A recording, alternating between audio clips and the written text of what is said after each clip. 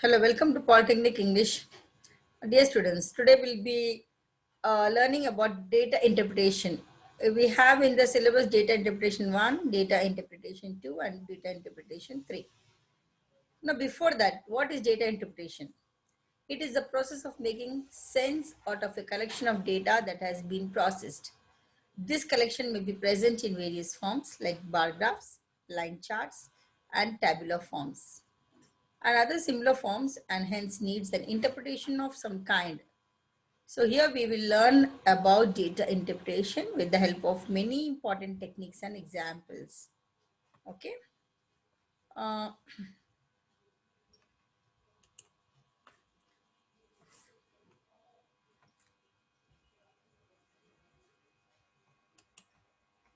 Data analysis and interpretation, it is the process of assigning meaning to the collected information and determining the conclusions, significance, and implications of the findings. So analysis, it involves estimating the values of unknown parameters of the population and testing of hypotheses for drawing inferences.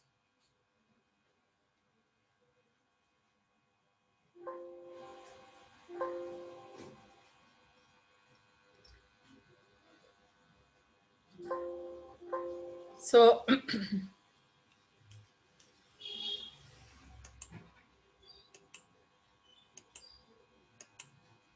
now what is data interpretation? We'll see in the deep.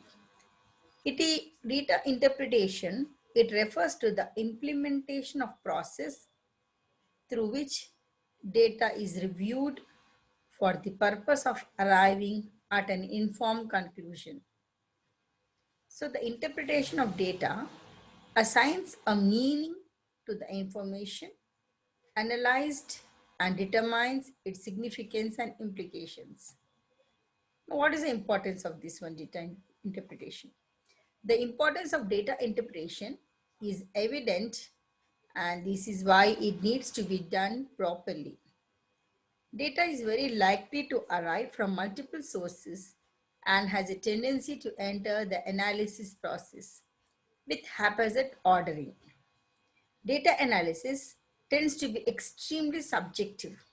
That is to say, the nature and the goal of interpretation will vary from business to business, likely correlating to the type of data being analyzed.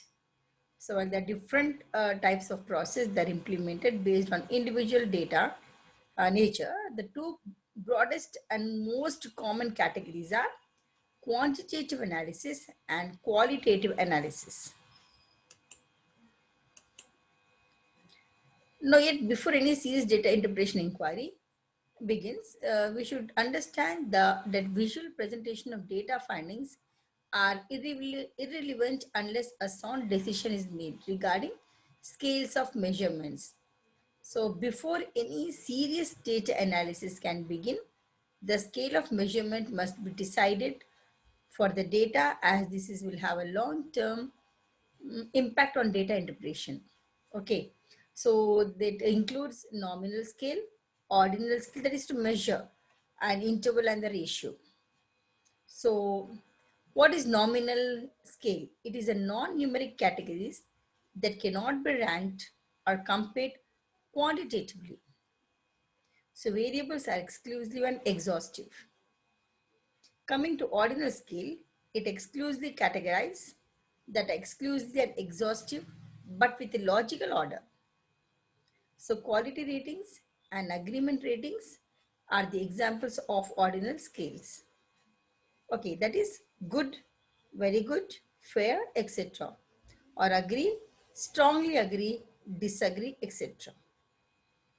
Coming to interval, a measurement scale where data is grouped into categories with orderly and equal distances between the categories. So there is always an arbitrary 0 point. Next, the last one is the ratio, which contains features of all these three, that is nominal scale, ordinal scale, and interval. Now for more in-depth review of scales of measurement, we can go for data analysis questions. So once these scales of measurements have been selected, It is time to select which of the two broad interpretation process will best suit a data needs. Let's take a closer look at those specific data interpretation methods and possible data interpretation problems. Now, how to interpret data? So when interpreting data, an analyst must try to discern the difference between correlation, causation, and coincidences, as well as many other bias. But he also has to consider all the factors involved that may have lead to result. So there are various data interpretation methods one can use. Um, the interpretation of data is designed to help people make sense of numerical data that has been collected, analyzed, and presented. Having a baseline method or methods for interpreting data will provide your analyst teams a structure and consistent foundation. So indeed, if several departments have different approaches to interpret the same data while sharing the same goals, some mismatch objectives can result. So disparate methods will lead to duplicated efforts, inconsistent solutions, wasted energy, and inevitably time and money. So in this part, we will look at the two main methods of interpretation of data with a qualitative and a quantitative analysis.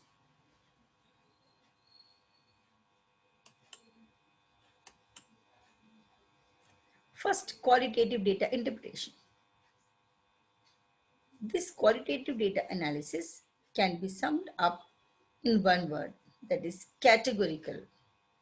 With qualitative analysis, data is not described through numerical values or patterns, but through the use of descriptive context, that is text.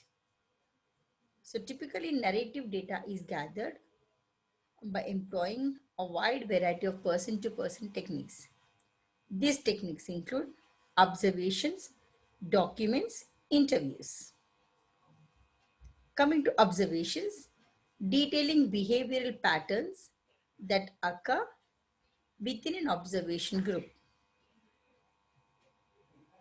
This pattern could be the amount of time spent in an activity, the type of activity, and the method of communication employed. Coming to documents, which much like how patterns of behavior can be observed. Different types of documentation resources can be coded and divided based on the type of material they contain. Coming to interviews, they are one of the best collection methods for narrative data. Inquiry responses can be grouped by theme, topic, or category. So the interview approach allows for highly focused data segmentation.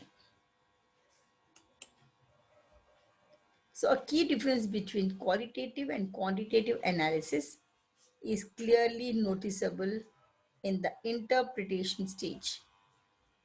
Qualitative data, as it is widely open to interpretation, must be coded so as to facilitate the grouping and labeling of data into identifiable themes. As person-to-person data collection techniques can often result in disputes pertaining to proper analysis.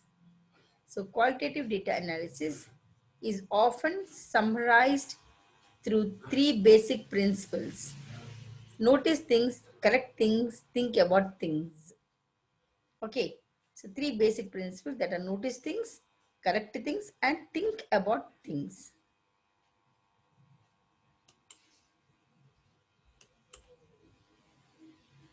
Coming to quantitative data interpretation, if quantitative data interpretation could be summed up in one word, and it is really can't, So that word would be numerical. There are few certainties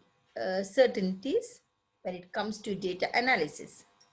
But you can be sure that if the research you are engaging in has no numbers involved, it is not quantitative research. So quantitative analysis refers to a set of process by which numerical data is analyzed. More often than not, it involves use of statistical modeling such as standard deviation, mean, and median. Now let's quickly review the most common statistical terms. What is mean? A mean represents a numerical average for a set of responses. When dealing with a data set or multiple data sets, a mean will represent a central value of specific set of numbers. It is the sum of the values divided by the number of values within the data set.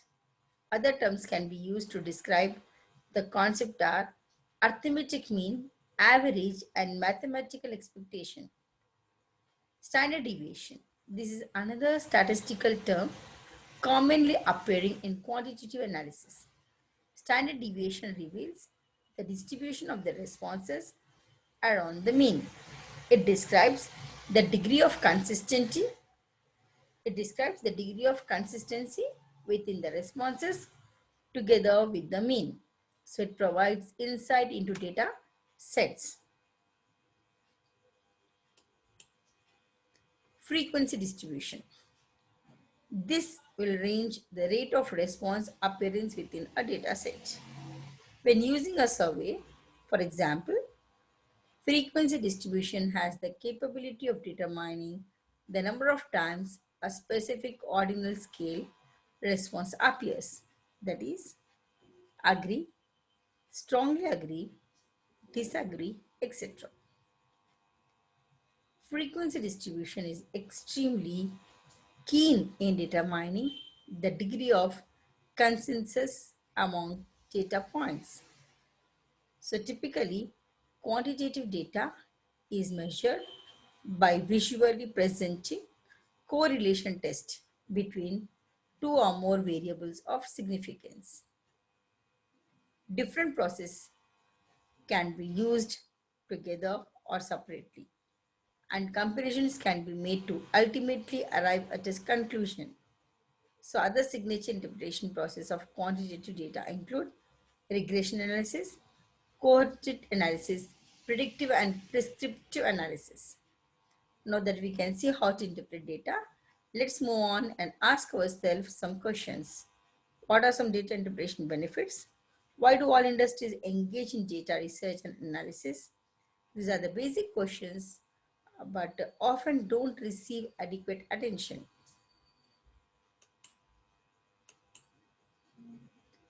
So why data interpretation is important? The purpose of correction and interpretation is to acquire useful and usable information and to make the most informed decisions possible. So from business to newlyweds researching their first home, data collection and interpretation providers. So limitless benefits from a wide range of institutions and individuals.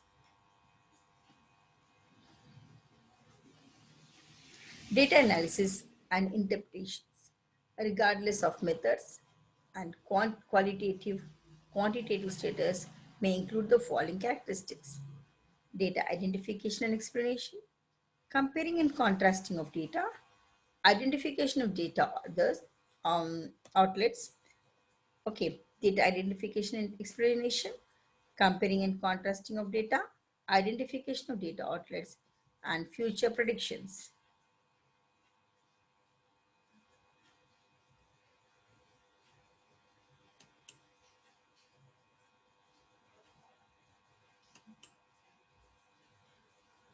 Coming to data analysis and interpretation, in the end, it helps to improve processes and identify problems.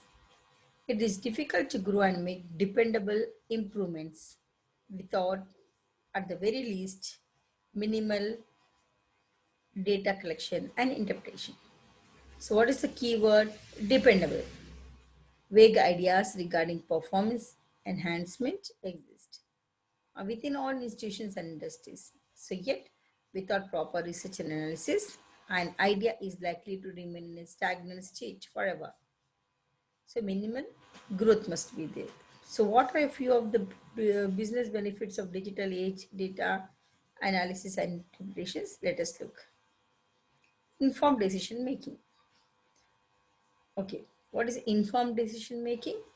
A decision is only as good as the knowledge that formed it. Informed data decision making has the potential to set industry leaders apart from the rest of the market pack. So, studies have shown that companies in the top third of their industries are on average 5% more productive and 6% more profitable when implementing informed data decision making processes. Most decisive actions will arise only after a problem has been identified or a goal defined. So, data analysis should include identification, thesis development, and data collection, followed by data communication.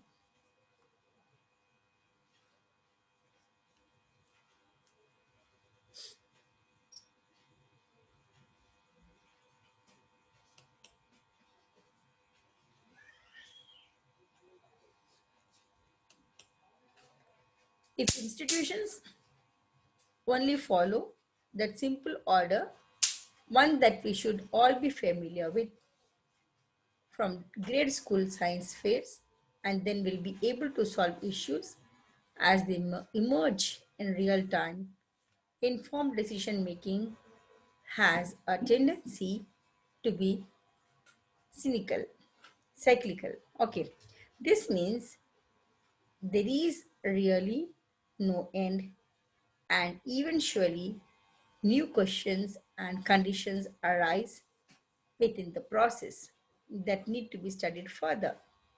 So, the monitoring of data results will inevitably return the process to the start with new data and insights, anticipating needs with trends identification. Data insights provide knowledge, and knowledge is power. The insights obtained from market and consumer data analysis have the ability to set trends for peers within similar market segments. A perfect example of how data analysis can impact trend prediction can be evidenced in the musical identification application Shazam. The application allows users to upload an audio clip of a song they like but can't seem to identify. So users make 15 million song identifications a day. With this data, Shazam has been instrumental in predicting future popular artists.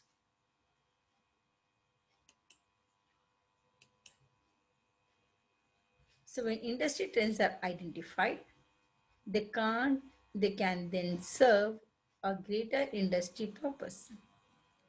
So for example, the insights from Shazam's monitoring benefits are not only Shazam in understanding how to meet consumer need, but it grants music executives and record label companies an insight into the pop culture scene of the day. So data gathering and interpretation process can allow for industry-wide climate prediction and result in greater revenue streams across the market. For this reason, all institutions should follow the basic data cycle of collection, interpretation, decision making, and monitoring.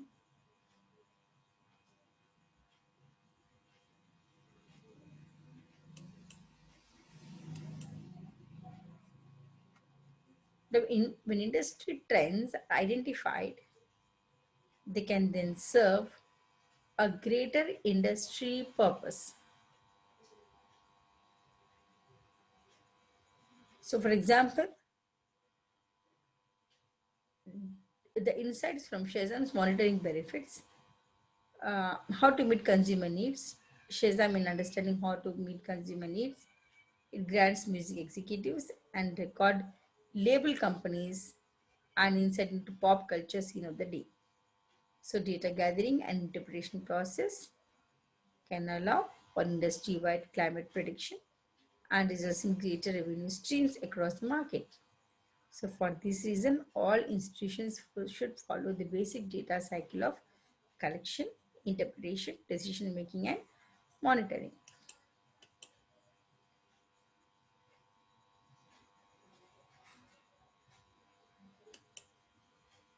Now, cost efficiency. Proper implementation of data analysis process can provide business with profound cost advantages within their industries. A recent data study performed by Deloitte vividly demonstrates this in finding that data analysis, that is ROI, is driven by efficient cost reductions. So often this benefit is overlooked because making money is typically viewed as sexier than saving money. So yet sound data analysis have the ability to alert management to cost reduction opportunities without any significant exertion of effort on the part of human capital.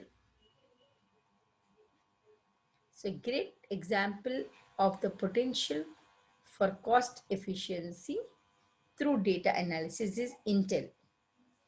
Prior to 2012, Intel would conduct over 19,000 manufacturing functions tests on their chips before they could be deemed acceptable for release. So to cut cost and reduce test time, Intel implemented predictive data analysis.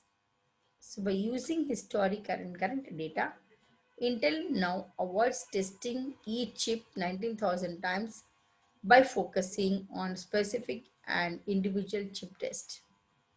So after its implementation in 2012, Intel saved over $3 million in manufacturing cost. So cost reduction may not be as sexy as data profit, but as Intel proves, it is benefit of data analysis that should not be neglected. So why I am teaching this one, you should know how this interpretation of data is important in the organization where you go for an industry. Okay,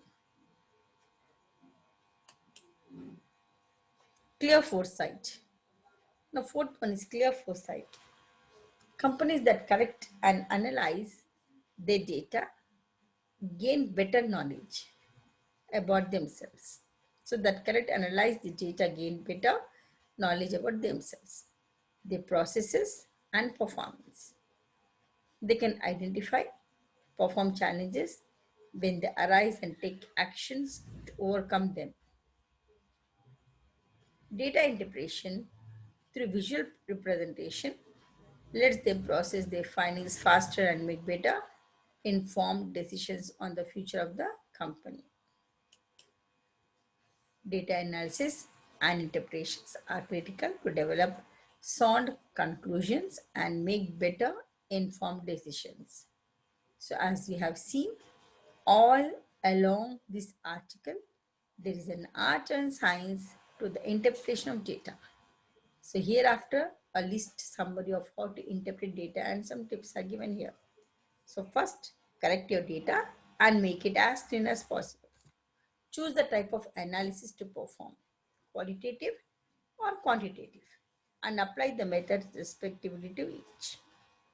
So qualitative analysis, observe, document, and interview notice. Correct and think about things. Quantitative analysis, you lead a research with a lot of numerical data to be analyzed through various statistical methods, that is mean, standard deviation, or frequency distribution, for instance.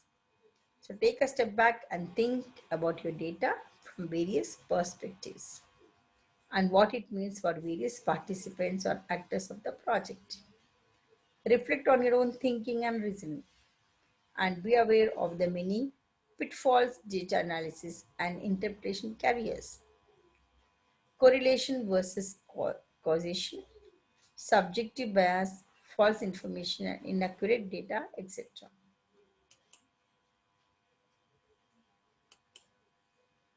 So to conclude, the importance of data interpretation is undeniable. Dashboards not only bridge the information gap between traditional data interpretation methods and technology, but they can help remedy and prevent the major pitfalls, pitfalls of interpretations. So, as a digital age solution, they combine the best of the past and the present to allow for informed decision making with maximum data interpretation ROI.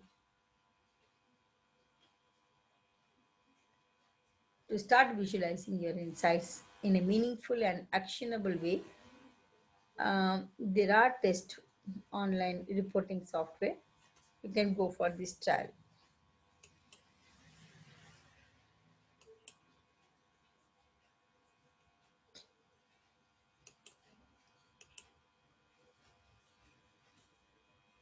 So once again, what we have learned, we'll just see. Data interpretation is the process of inspecting, cleansing, transforming, and modeling data with the goal of discovering useful information, informing conclusions, and supporting decision making. Data analysis has multiple facets and approaches, encompassing diverse techniques under a variety of names and is used different business, science, and social science domains. So in today's business world, data analysis plays a role in making decisions more scientific and helping business operate more effectively. So data mining is a particular data analysis technique that focuses on statistical modeling and knowledge discovery for predictive rather than purely descriptive purpose. While business intelligence covers data analysis that relies heavily on aggregation, focusing mainly on business information. So in statistical application, data analysis can be divided into descriptive statistics, explore, exploratory data analysis, and confirmatory data analysis. That is CDA, EDA. So, exploratory data analysis EDA focuses on discovering new features in the data, while confirmatory data analysis CDA focuses on confirming or falsifying existing hypotheses. Predictive analysis focuses on application of statistical models for predictive forecasting or classification, while text analytics applies statistical, linguistic, and structural techniques to extract and classify information from textual sources, a species of unstructured data. So all the above, which are varieties of data analysis. So data interpretation is a precursor to data analysis. And data analysis is closely linked to data visualization and data dissemination. So the process of data analysis, what is analysis? Already I said, analysis refers to breaking a whole into separate components for individual examination. Data analysis is a process for obtaining raw data and converting it into information useful for decision making by users. Data is collected and analyzed to answer questions, test hypotheses, or disprove theories.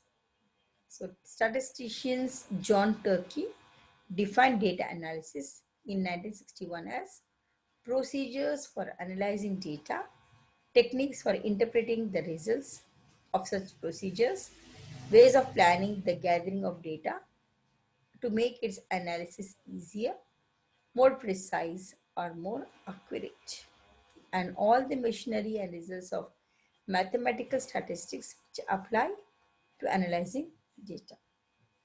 So there are several phases that can be distinguished, described, and the phrases are the phases are iterative, that is presentative in that feedback from later phases and may result in additional work in earlier phases. So the CRIPS framework used in data mining has similar steps.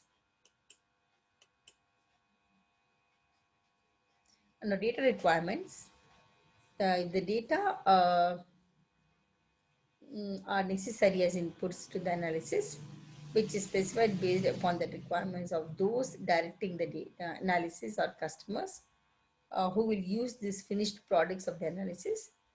The general type of entity upon which the data will be collected is referred to an experimental unit, that is a person or population of people, and specific variables regarding a population, that is age and income, may be specified and obtained. So data may be numerical or categorical, that is a text label or numbers. And data collection, data are collected from a variety of sources and the requirements may be communicated by analysis to custodians of the data, such as information technology, personnel within an organization, and the data may also be collected from sensors in the environment, such as traffic cameras, satellites, recording devices, etc. So it may also be obtained through interviews, downloads from online sources, or reading documentation. Data processing. Data initially obtained must be processed or organized for analysis. So, for instance,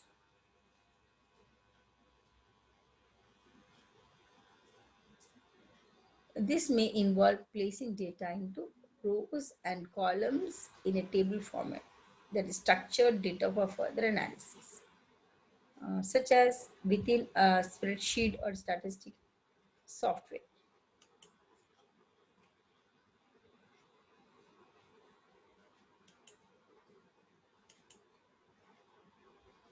And coming to a different types how the data is interpreted, we can see a bar chart or a bar graph.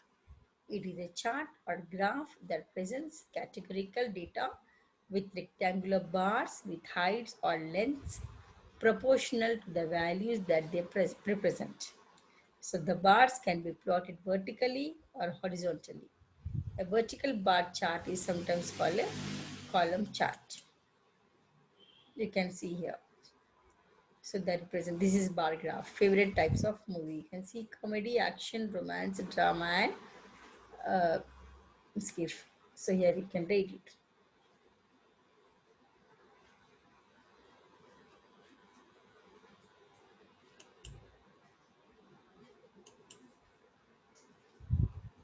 So bar charts have a discrete domain of categories and are usually scaled so that all the data can it be on the chart, can fit on this chart.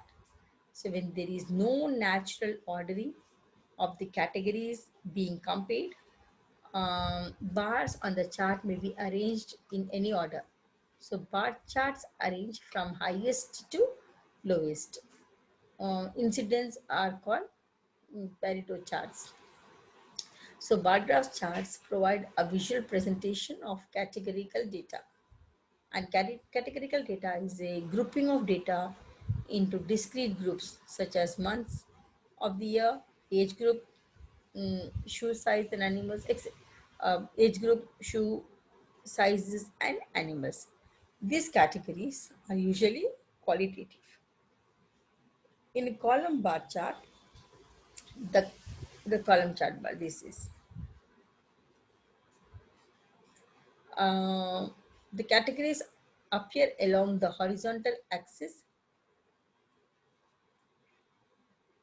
The height of the bar corresponds to the value of each category. Okay. Coming to the group and stacked, bar graphs can also be used in more complex comparisons of data with a grouped bar charts and stacked bar charts. In a group bar chart, for each categorical group, there are two or more bars. So these bars are color coded to represent a particular grouping. An example, a business owner with two stores might make a grouped bar chart with a different colored bars to represent each store. The horizontal axis would show the months of the year and the vertical axis would show the revenue. Alternatively, alternatively, a stacked bar chart could be used. So the stacked bar chart stacks um, bars that represents different groups on top of each other. So the height of the resulting bar shows the combined result of the groups. However, stacked bar charts are not suited into data sets. So when some groups have negative values, in such cases, group bar charts are preferable. So group bar graphs usually present the information in the same order in each grouping. Stacked bar graphs present the information in the same sequence on each bar. So what are the types of bar graphs? The bar graphs usually represent categorical and numerical variables grouped in class intervals. So they consist of an axis and series of labeled horizontal or vertical lines, bars. So the three types of graphs used in display type: horizontal bar graphs, okay, vertical bar graphs, and line graphs.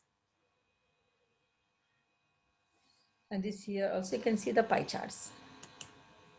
So what is a pie chart?